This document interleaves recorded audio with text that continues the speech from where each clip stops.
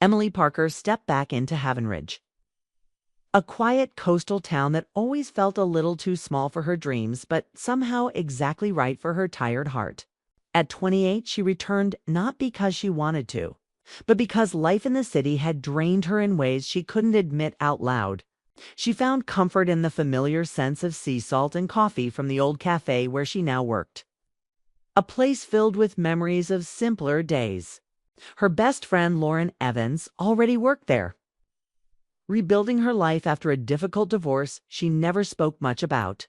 Lauren was 32 and trying to convince the world and herself that she wasn't as bruised as she felt.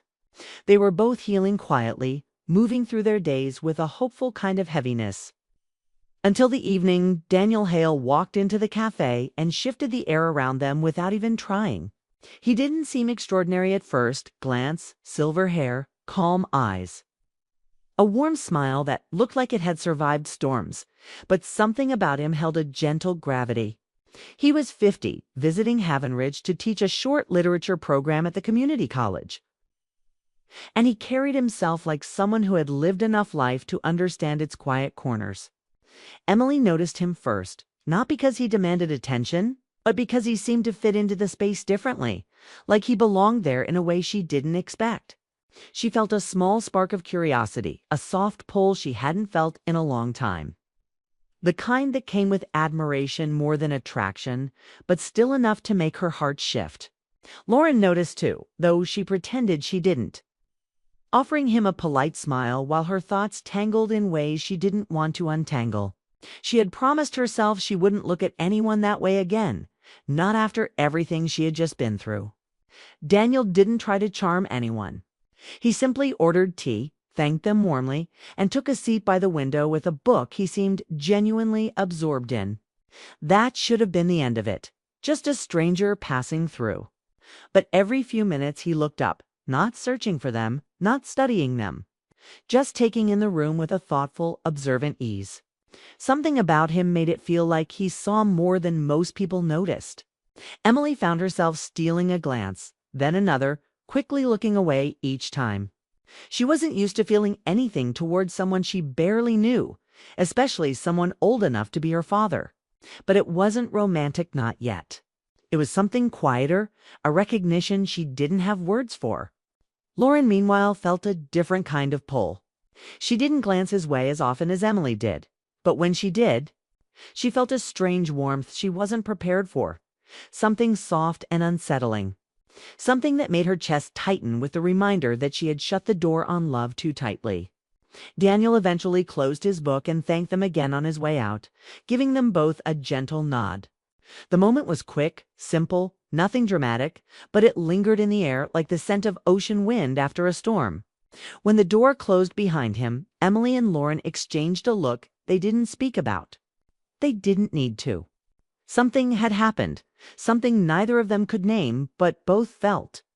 It wasn't obsession or desire or anything inappropriate. It was simply the start of something new, unexpected, quietly powerful. And though they didn't know it yet, Daniel Hale would not be a passing character in their lives. He would be the beginning of a shift neither woman saw coming, the kind that nudges the heart awake after too long a sleep. In the stillness of that evening, the story had already started, and none of them could feel how quickly it would unfold. Asterisk. Daniel didn't fade into the background of Havenridge the way visitors usually did. He returned to the cafe almost every day, not in a dramatic way, but with a steady presence that slowly slipped into Emily and Lauren's routines. He always chose the same corner table, always ordered tea, and always greeted them with quiet warmth that made the small shop feel lighter. Emily found herself waiting for the door to chime, hoping it would be him, even though she tried to act normal when he arrived. She loved the calm he brought, the way he listened without rushing, the way he asked about her art like it mattered. She hadn't met many people who cared about the things she created, so his interest touched something tender in her. She wasn't falling in love. She was learning to feel again, and that alone was overwhelming. Lauren felt something different growing inside her, something she tried to bury every time it surfaced. She had lived through a painful marriage, a painful ending, and a long stretch of doubt that made her question her worth. Daniel's kindness felt dangerous to her, not because it crossed any lines, but because it reminded her of how long she had been numb. She told herself she was imagining things, that he was simply a polite man who treated everyone with respect. But she couldn't deny how her heart reacted when he said her name, or asked how she was doing with a sincerity she hadn't heard in years. Even though neither woman spoke about their feelings, an unspoken tension began to grow. Not harsh or dramatic, just quiet and real. They were both drawn to the same man without meaning to be, without trying to be, without even fully understanding why. Daniel wasn't doing anything wrong, but his presence was stirring the air around them in ways none of them planned. One rainy afternoon, the cafe grew crowded, and Daniel ended up sitting closer to the counter where Emily worked. She talked to him about her new sketch series, and for the first time, she let herself be open, explaining her worries and hopes. Daniel listened with full attention, offering gentle thoughts that made her feel seen. Lauren, busy wiping tables nearby, caught pieces of their conversation. She didn't blame Emily for opening up.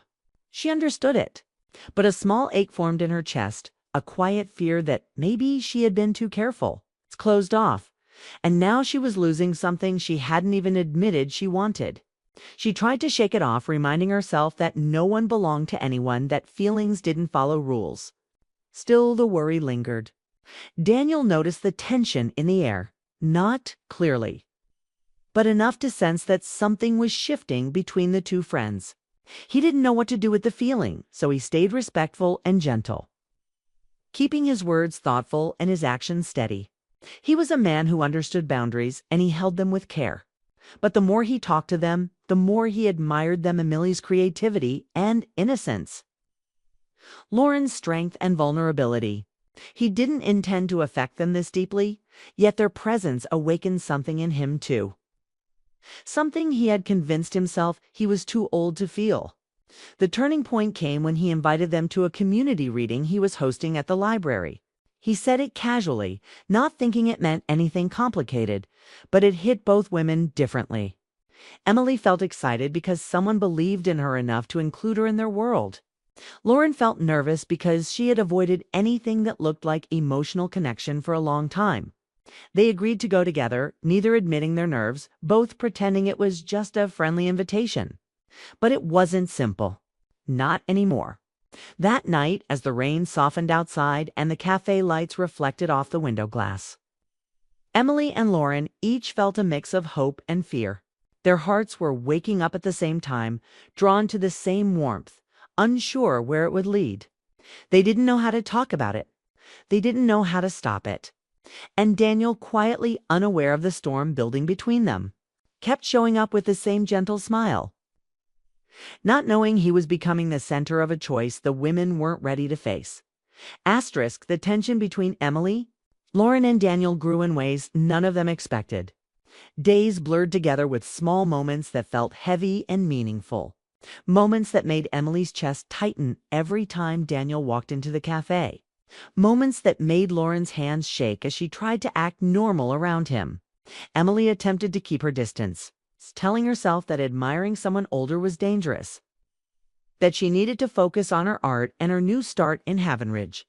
She thought that if she avoided him, her feelings would fade, but instead they grew quietly, like embers under ash, refusing to go out. Lauren tried to convince herself she felt nothing at all, that she was immune to charm or warmth. Yet her heart betrayed her every time Daniel laughed softly or asked her opinion about something important to him. Their interactions became a delicate dance, careful and measured. Each woman trying not to admit the pull she felt, each one afraid of hurting the other, and neither realizing that Daniel was already aware of the tension, though he refused to take advantage of it. He treated both women with respect and kindness, never crossing boundaries. But his presence was electric in ways that couldn't be ignored. Emily noticed how he listened to her talk about her sketches with a focus that made her feel like her voice mattered. How he asked questions that made her think deeper about herself, and how he never judged her uncertainty. Lauren noticed other things: his quiet patience, the way he acknowledged her strength without ignoring the vulnerability beneath it, and the way his calm presence made her want to lower the walls she had built around her heart. It was confusing, thrilling, and frightening all at once. One evening, Daniel invited both of them to a community reading at the local library, an event that seemed innocent enough but carried an unspoken weight. The women agreed, partly out of curiosity, partly out of the magnetic pull they felt toward him, and partly because they couldn't admit to themselves that they were already caught in the orbit he created. The night arrived, and the library was dimly lit, quiet and intimate, filled with the sound of pages turning and the soft murmur of readers.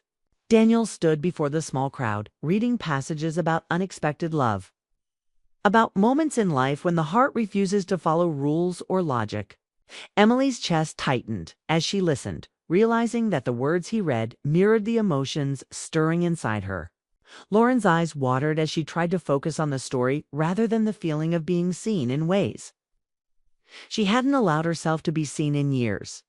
The reading ended, and Daniel stepped down, walking toward them with a calm smile that made the air feel warmer.